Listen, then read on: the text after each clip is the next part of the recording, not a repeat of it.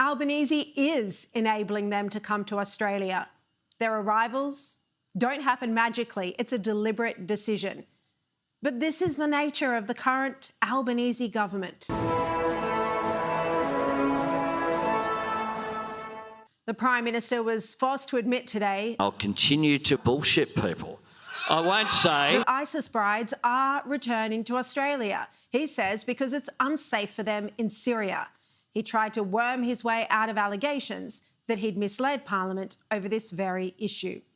Yesterday, Albanese implied ISIS brides were not coming to Australia. He labelled reports inaccurate. But facing accusations he'd misled the Parliament, today he tried to spin his denial to mean that the government wasn't providing assistance to ISIS families. Prime Minister, the New South Wales Police have publicly confirmed they are working with the Commonwealth on the return of ISIS brides to Australia. Prime Minister, are you calling the New South Wales Police Deputy Commissioner David Hudson a liar?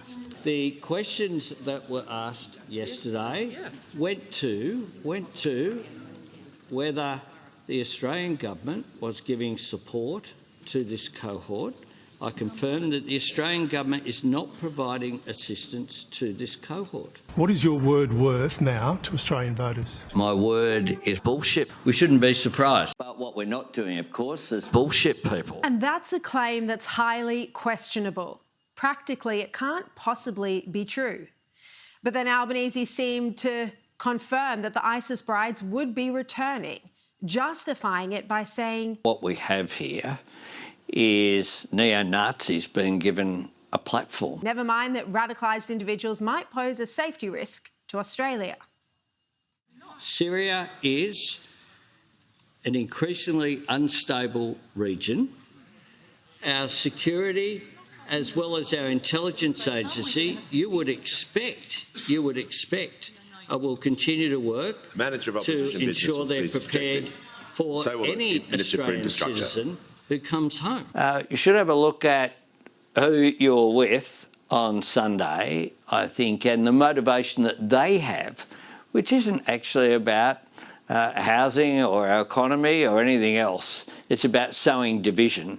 And neo-Nazis have, no role. Of course, he has to have a crack at good people who went along, heard about a rally. Because we actually hold him to account. And rightly so. But these aren't just any Australian citizens, as you heard Albanese there try to claim. These are exceptional circumstances. The numbers we saw, the vast majority of people who turned up? Well, they weren't big numbers in the scheme of things in a nation of almost 27 million people, let's be clear here. So you do think this is a tiny proportion of the Australian population that has this anti-immigration sentiment? That shows that was the case. But this is just amazing when you see the footage out of Australia particularly, to see the huge crowds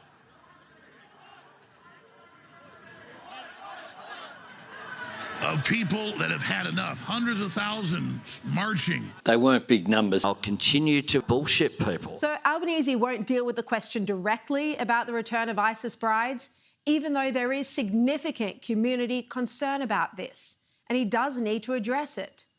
Clearly, the ISIS families will need many forms of government assistance to enter Australia. The children cannot return without birth certificates and travel documents, including passports, and some of the children were born in Syria, so they would need to apply through Tony Burke's Home Affairs Department, also DFAT, for citizenship by descent, and then apply for a passport. So this is the sort of assistance the Albanese government would be providing. But migration has, of course, brought a great deal of benefit to our nation, with the exception of First Nations people, where all either migrants or the descendants of migrants. This is an interview between someone called Carvelis and someone called Albanese, not Smith and Jones. It seems like the government is being overly evasive because it is a decision they have made to allow the ISIS brides into the country, and they should be upfront about it and answer questions about whether or not there are national security concerns, whether any individuals are on a terror watch list and if any are still radicalised. We also need to know what de-radicalisation programs, if any, have been implemented in the camps in Syria, and will there be further de-radicalisation programs run in Sydney and Melbourne, and who will fund them? And how much will all of the repatriation and police monitoring cost taxpayers? But the Albanese government refuses to engage with any of these serious national security questions. And Albanese claimed in Parliament yesterday that Liam Mendy's front page report in The Australian suggesting ISIS brides were returning home was incorrect. He wouldn't engage at all with the issue. It is beyond my comprehension why anyone in this place would seek ISIS brides. And that's what I do.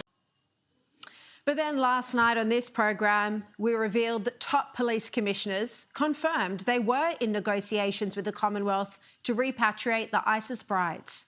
New South Wales Acting Police Chief Commissioner Peter Thurtell and Deputy Commissioner Dave Hudson said they were aware the ISIS brides were set to return to Australia from Syria. And that's a good thing that people can do that. But then last night on this program, we revealed that top police commissioners confirmed they were in negotiations with the Commonwealth to repatriate the ISIS brides. New South Wales Acting Police Chief Commissioner Peter Thurtell and Deputy Commissioner Dave Hudson said they were aware the ISIS brides were set to return to Australia from Syria. Commissioner, we've heard most recently that the ISIS brides are now being smuggled back into Australia by the federal government.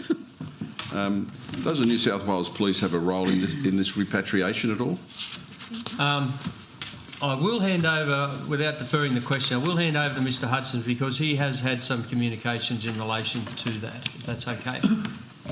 We are still working through that issue with the Commonwealth. The roles have yet to be finalised between what New South Wales Government, including the New South Wales Police Force and the Commonwealth's roles will be. No doubt we will have a role, as will broader New South Wales Government, as we have done with previous returning brides of foreign fighters and children of such.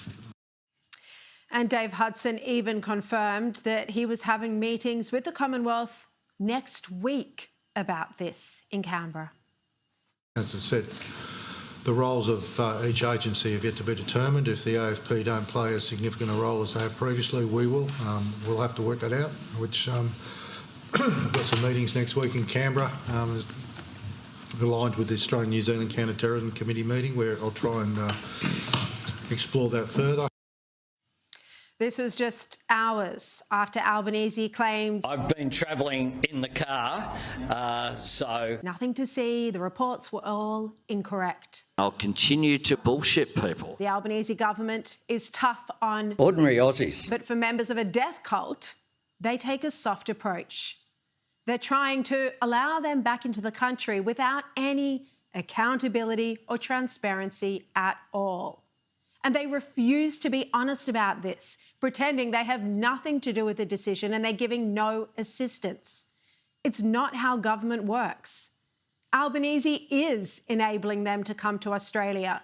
Their arrivals don't happen magically. It's a deliberate decision.